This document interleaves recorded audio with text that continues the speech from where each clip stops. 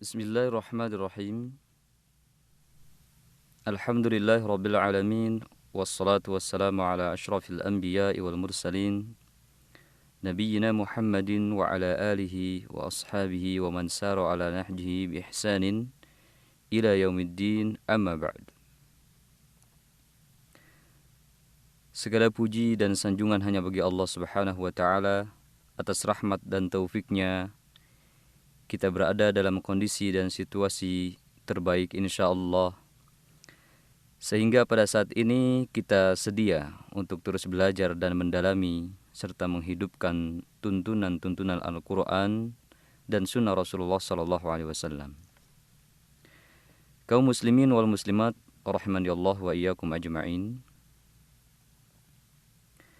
Di antara perkara penting yang hendaknya dilakukan oleh seorang muslim adalah mengharap keberkahan dari Allah Subhanahu wa ta'ala. Memohon kepada Allah agar diberkahi dalam hidupnya, dalam umurnya, dalam usahanya, keluarganya, keturunannya, rezekinya, dan dalam segala perkara kehidupannya, baik yang bersifat duniawi maupun ukhrawi. Karena keberkahan tidaklah ada pada sesuatu yang sedikit, melainkan akan menjadi banyak.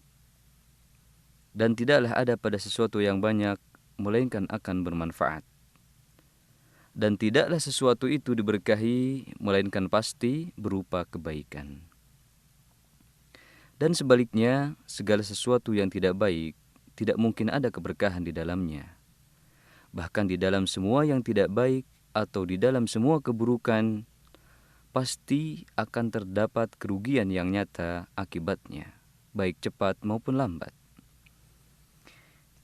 Kaum muslimin rahimani Allah wa iyyakum ajma'in, kita banyak mendengar orang mengatakan tidak mengapa sedikit rezeki yang penting berkah, sedikit ilmu yang penting berkah, bermanfaat.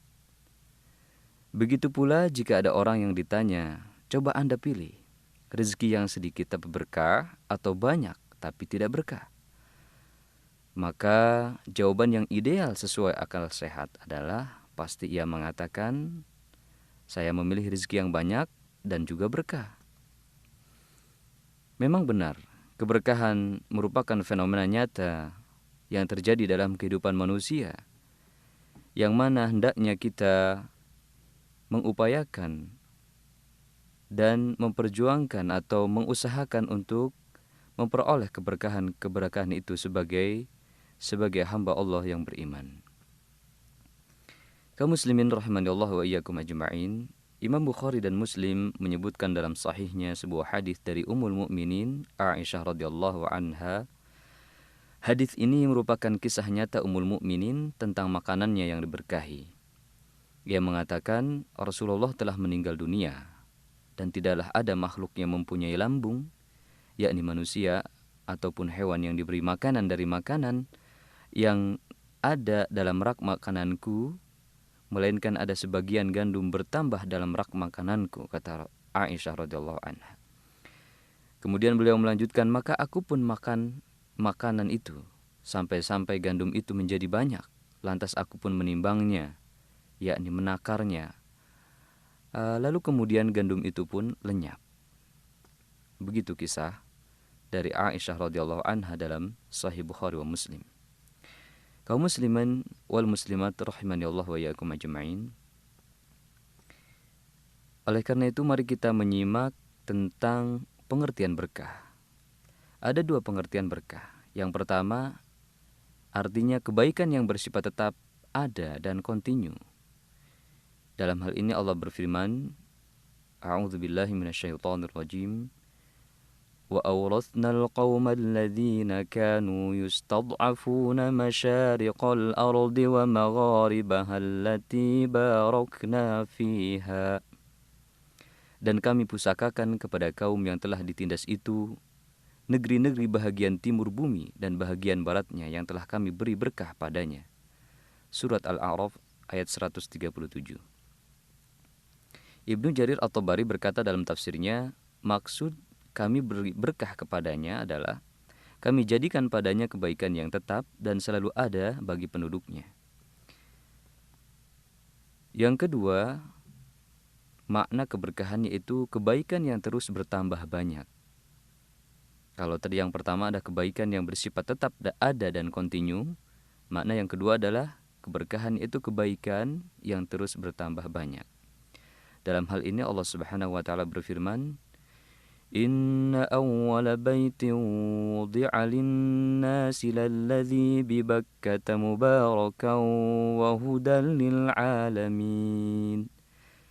Sesungguhnya rumah yang mula-mula dibangun untuk tempat beribadah manusia ialah Baitullah yang di Bakkah atau di Mekah, yang diberkahi dan menjadi petunjuk bagi semua manusia. Imam Al-Qurtubi berkata dalam tafsirnya, Allah menjadikannya diberkahi karena amal yang dilakukan di tempat itu dinilai berlipat ganda. Maka barokah artinya kebaikan yang banyak. Jadi, suatu kebaikan itu diberkahi jika kebaikan tersebut tetap ada, tidak hilang, atau terus bertambah. Misalnya, air Zam-Zam di Masjidil Haram yang tidak pernah berhenti memancar. Kaum muslimin rahmani Allah wa iyyakum ajma'in. Lantas apakah semua hal yang dianggap baik pasti diberkahi? Ini adalah pertanyaannya. Apakah semua hal yang dianggap baik pasti diberkahi? Jawabannya tentu tidak. Tidak semua hal yang dianggap oleh manusia itu baik diberkahi. Karena banyak perkara kebaikan yang akhirnya berujung pada keburukan. Misalnya banyak orang yang mencapai gelar akademik di perguruan tinggi. Namun kehidupan mereka tidak berbeda dengan orang yang tidak pernah mengenyam pendidikan tinggi. Jadi bagaimana kita tahu kebaikan itu diberkahi? Inilah yang perlu kita ketahui. Kita perlu mengetahui indikasi kebaikan yang diberkahi. Indikasi kebaikan yang diberkahi adalah jika kebaikan-kebaikan tersebut disibukkan dalam ketaatan kepada Allah Subhanahu wa taala. Harta yang berlebih dimanfaatkan di jalan Allah, anak-anak dididik untuk mentaati perintah Allah dan menjauhi larangannya, waktu dan umur disibukkan dengan hal-hal yang bernilai pahala di sisi Allah, bernilai ibadah, dan semua kebaikan yang ia miliki, ia kerahkan semuanya dalam rangka ibadah kepada Allah Subhanahu wa taala. Dengan mengikuti petunjuk Allah dan Rasulullah SAW berdasarkan pemahaman para sahabat Rasulullah SAW atau generasi terbaik umat ini. Adapun sebaliknya adalah kebaikan yang semu, keindahan yang menipu, yang diberikan Allah kepada seorang hamba yang menyebabkannya tenggelam dalam dosa yang bertambah-tambah. Itulah nikmat yang dinamakan dengan istidraj, yakni Allah mengulur seorang hamba dalam kenikmatan, dalam kesenangan, kemudian menjadikannya berada dalam kekufuran, bukan mensyukurinya. Firman Allah dalam surah Al-Mu'minun ayat 55-56 menerangkan dengan jelas. Allah Subhanahu wa taala berfirman, "Ayahsabuna annama numidduhum bihi min malin wa banin nusari'u lahum fil khairati bal la yash'urun." Apakah mereka mengira bahwa harta dan anak-anak yang kami berikan kepada mereka itu berarti kami bersegera memberikan kebaikan-kebaikan kepada mereka? Akan tetapi tidak. Sebenarnya mereka tidak sadar. Dan juga firman Allah dalam surat Al-An'am ayat 44. فَلَمَّا نَسُوا مَا ذُكِّرُوا بِهِ فَتَحْنَا عَلَيْهِمْ أَبْوَابَ كُلِّ شَيْءٍ حَتَّى إِذَا فَرِحُوا بِمَا أُوتُوا أَخَذْنَاهُمْ بَغْتَةً فَإِذَا هُمْ مُبْلِسُونَ. Maka tatkala mereka melupakan peringatan yang telah diberikan kepada mereka, kami pun membukakan semua pintu-pintu kesenangan untuk mereka, sehingga apabila mereka bergembira dengan apa yang telah diberikan kepada mereka, kami siksa mereka dengan sekonyong-konyong. Maka ketika itu mereka terdiam berputus asa. Kaum muslimin rahmani Allah wa iyyakum ajma'in. Maka hendaknya kita segera memenuhi panggilan Allah dalam Al-Quran, segera memenuhi petunjuk Rasulullah dalam sunnahnya. Kita juga waspada dari azab Allah yang sangat pedih, yang mana kedatangannya bisa jadi tanpa diduga-duga, tanpa terasa, hingga akhirnya mengakibatkan penyesalan di kemudian hari. Jika seseorang tersadar dan waspada dari peringatan Allah dan Rasulnya, maka bergembiralah. Itu merupakan tanda kebaikan baginya, agar segera kembali ke jalan Allah Ta'ala. Namun jika ia tidak tersadar juga, maka mungkin saat itulah, na'udzubillah, ia termasuk orang-orang yang diulur dan dibiarkan dalam kubangan kekufuran, baik kufur terhadap nikmat maupun terhadap kufur terhadap agamanya. Wal'iyadzubillah. Lantas bagaimana cara mendapatkan keberkahan? Bagaimana cara seorang yang sedang berada dalam kenikmatan agar kenikmatannya itu diberkahi? Kaum muslimin rahimani Allah wa iyyakum ajma'in. Dari sekian banyak petunjuk Islam, ajaran-ajaran Rasulullah agar kita mendapatkan kehidupan yang penuh berkah, di antaranya adalah yang pertama, takwa kepada Allah Subhanahu wa taala. Allah Subhanahu wa taala dalam surat Al-A'raf ayat 96 berfirman, "Walau anna ahlal qura amanu wattaqau lafatahna 'alaihim barakatim minas samaa'i wal ard walakin kadzdzabu fa akhadnahum bima kanu yaksibun." Jikalau sekiranya penduduk negeri-negeri beriman dan bertakwa, pastilah kami akan melimpahkan kepada mereka berkah dari langit dan bumi. Akan tetapi mereka mendustakan ayat-ayat kami itu, maka kami siksa mereka disebabkan perbuatannya. Yang kedua, yaitu berdoa.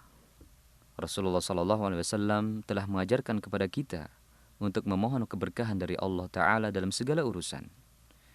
Contohnya, kita disunahkan untuk mendoakan kedua mempelai pengantin dengan doa barakallahu laka wa baraka alaika wa jama'a bainakuma fil khair.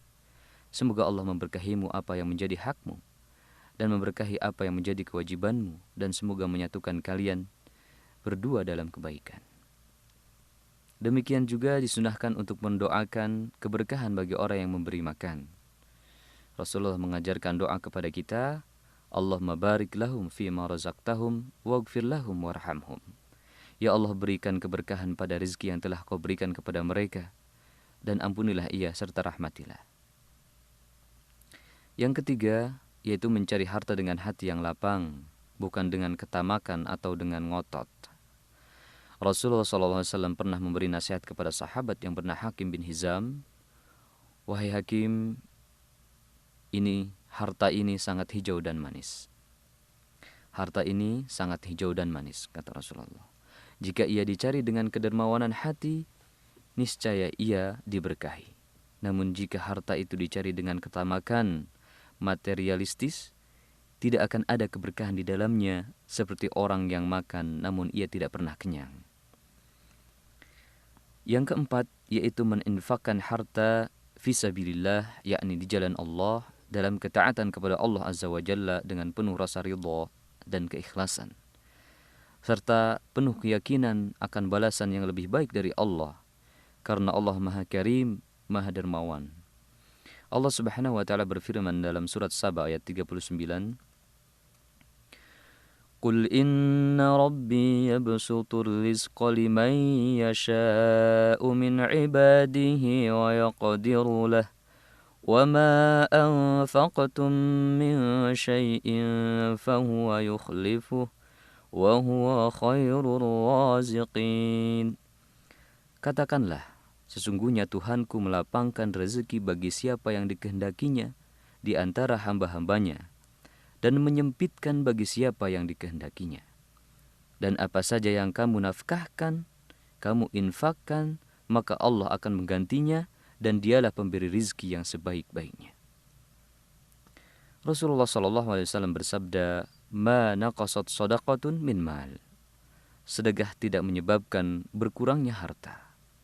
Dalam hadits qudsi, Rasulullah SAW bersabda, Allah Subhanahu wa taala berfirman, "Wahai anak Adam, berinfaklah kalian, maka aku akan berinfak kepadamu. Yang kelima, yaitu jujur dalam bermuamalah atau berinteraksi dengan orang lain, juga dalam bertransaksi jual beli, dan dalam pergaulan masyarakat secara umum dalam berbagai bidang lainnya. Hakim bin Hizam radhiyallahu anhu berkata kepada Rasulullah SAW bersabda, dua orang yang bertransaksi jual beli punya hak memilih melangsungkan transaksi atau membatalkannya selama masih berada di tempat transaksi. Jika keduanya saling jujur, maka jual beli keduanya diberkahi. Jika keduanya berbohong dan menyembunyikan hal yang sebenarnya, maka lenyaplah keberkahan transaksi mereka. Yang keenam, yaitu mulai melakukan aktivitas di pagi hari. Imam Ahmad meriwayatkan dalam musnadnya sebuah hadis dari Sakhr al-Ghamidi, Nabi SAW pernah bersabda, Allahumma barik ummati fi bukuriha. Ya Allah, berkahi umatku di waktu paginya. Yang ketujuh, yaitu mengikuti sunnah Rasulullah SAW dalam hal makan dan minum. Imam At-Tirmidzi meriwayatkan dalam sunannya hadis Abdullah bin Abbas. Rasulullah SAW pernah bersabda, keberkahan turun di tengah-tengah makanan. Makanlah dari sisi hidangan, bukan dari tengahnya. Jabir bin Abdullah radhiyallahu anhu pernah berkata pula, Rasulullah memerintahkan untuk menjilat jari-jari tangan dan wadah makanan, seperti piring atau mangkok dan sebagainya. Kemudian Rasulullah SAW berkata, karena kalian tidak tahu dari bagian mana keberkahan itu ada dari makanan kalian. Juga kaum muslimin wal muslimat rahimanallahu wa iyyakum ajma'in, di antara keberkahan makanan adalah makan bersama, yakni makan berjamaah, tidak sendiri-sendiri.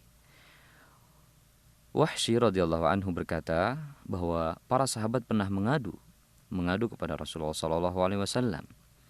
Mereka berkata, wahai Rasulullah, kami makan, namun rasanya kami tidak kenyang. Lantas beliau berkata, mungkin kalian makan sendiri-sendiri? Mereka menjawab, betul. Kemudian Rasulullah bersabda, berjamaahlah kalian jika makan, dan sebutlah nama Allah, niscaya makanan kalian akan diberkahi. Yang terakhir, wahai kaum muslimin wal muslimat rahimani Allah wa iyyakum ajma'in, di antara sarana atau cara kita mendapat keberkahan yaitu memohon pilihan terbaik dari Allah dalam segala urusan yang dikehendaki dengan cara salat istikharah, yaitu melakukan salat sunnah 2 rakaat, kemudian berdoa dengan doa istikharah. Karena dalam sebuah hadis para sahabat berkata bahwa Rasulullah mengajarkan kami salat istikharah seperti mengajarkan sebuah surat dari Al-Quran, karena sangat-sangat pentingnya bagi kehidupan umat Islam. Dari Jabir bin Abdullah radhiyallahu anhu, beliau berkata, yakni Rasulullah SAW bersabda, idza hamma ahadukum bil amri falyarka' rak'ataini min ghairil fardhah. Jika kalian ingin melakukan suatu urusan apa saja, maka kerjakanlah salat 2 rakaat selain salat fardu. Thumma liyaqul, kemudian hendaklah ia berdoa, Allahumma inni astakhiruka bi'ilmika. Ya Allah, sesungguhnya aku beristikharah, meminta hal yang terbaik padamu dengan ilmumu. Wa astaqdiruka biqudratika. Aku memohon kepadamu kekuatan dengan kekuatanmu. Wa as'aluka min fadlikal azim. Aku meminta kepadamu dengan kemuliaanmu. Fa innaka taqdiru wa la aqdiru. Sesungguhnya engkau yang mentakdirkan dan aku tidaklah mampu melakukannya.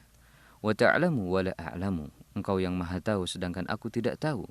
Wa anta 'allamul ghuyub. Engkaulah yang mengetahui perkara yang ghaib. Allahumma in kunta ta'lamu anna hadzal amra khairun li. Ya Allah, jika engkau mengetahui bahwa perkara ini baik bagiku dalam urusanku, fi dini wa ma'ashi wa 'aqibati amri, au qala 'ajili amri wa ajili, dalam agamaku, kehidupanku, serta akhir urusanku, atau baik urusanku yang sekarang dan yang akan datang, faqdurhu li wa yassirhu li thumma barik li fihi. Maka takdirkanlah hal tersebut untukku, mudahkanlah untukku dan berkahilah ia untukku.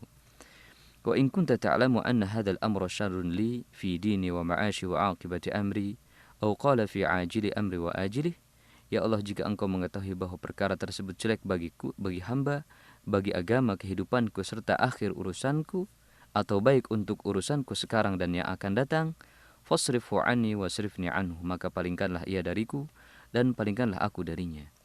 Waqduril khaira thumma kana thumma waqduril khaira haitsu kana thumma ardini bi. Qala wa yusami hajatah. Dan takdirkanlah yang terbaik untukku apapun keadaannya, dan jadikanlah aku ridho dengannya. Kemudian dia menyebut keinginannya, menyebutkan hajatnya dan perkaranya itu. Ikhwatal Islam wal iman rahimani Allah wa iyyakum ajma'in. Demikianlah kajian singkat ini. Semoga Allah menjadikan dalamnya keberkahan ilmu serta taufiknya kepada amal-amal yang soleh yang diridhai dan dicintainya. Subhanakallahumma bihamdik walhamdulillahi bi ni'matihi tatimmus shalihat. Wassalamualaikum warahmatullahi wabarakatuh.